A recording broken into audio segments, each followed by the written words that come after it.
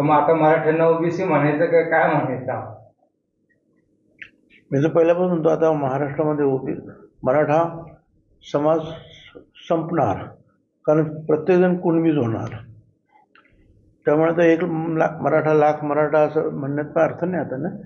1 कुणबी लाख कुणबी म्हणत चला. आणि दुसरं म्हणजे त्यांनी स्वतःच त्या घोषणेतून त्यांनी कबूल केलेलं की आम्ही मराठा आहोत आणि मराठा या समाजाला ओबीसी मध्ये आरक्षण नाही, हे 4 आयोग आणि 2 वेळा सुप्रीम कोर्ट यांनी स्पष्ट सांगितलेलं आहे. अजूनही ते बोलता नाहीच होतं आमचा विजय झाला, 1 मराठा लाख मराठा. म्हणजे तुम्ही मराठा आहात हे ते स्वतःच सांगताय आणि पुन्हा त्यांना ओबीसी मध्येच आरक्षण पाहिजे.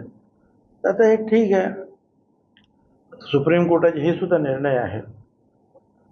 जर कोणी अशा रीतीचं वेगळ्या पद्धतीनं प्रेशर आणून जर सरकारकडून असं आरक्षण घेतलं तर कोर्टाने जे आहे त्या आरक्षणावर कारवाई केली पाहिजे, रद्दबातल केलं पाहिजे, असं इंदिरा साहनीच्या केसमध्ये एका ठिकाणी म्हटलेलं आहे, स्पष्टपणे त्याचा उल्लेख आहे. त्यामुळे आता हे स्वच्छच दिसतंय.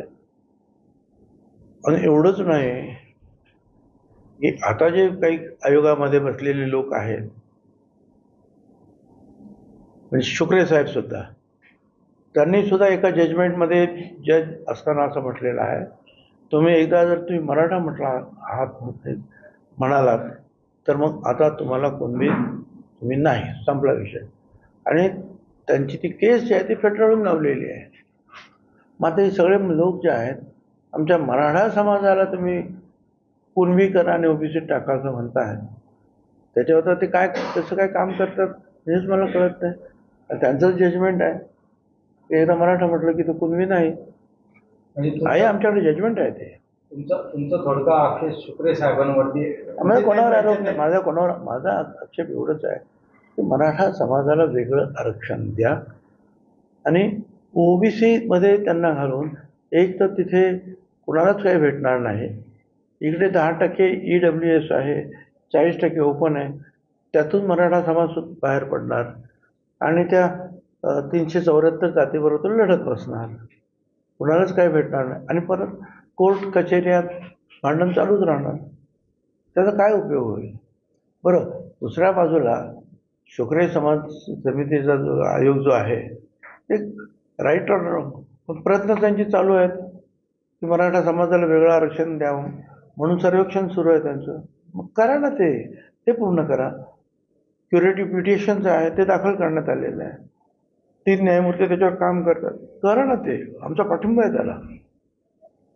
पण तेही करायचं आणि इकडे घुसायचं मला काही कळतच नाही. सगळ्या ठिकाणी कसं काय तुम्हाला जाता येईल?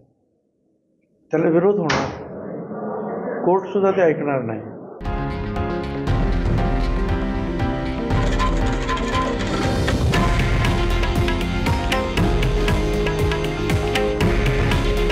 हे आहे देशातील नंबर 1 न्यूज नेटवर्क आणि आपण पाहत आहात TV9 मराठी.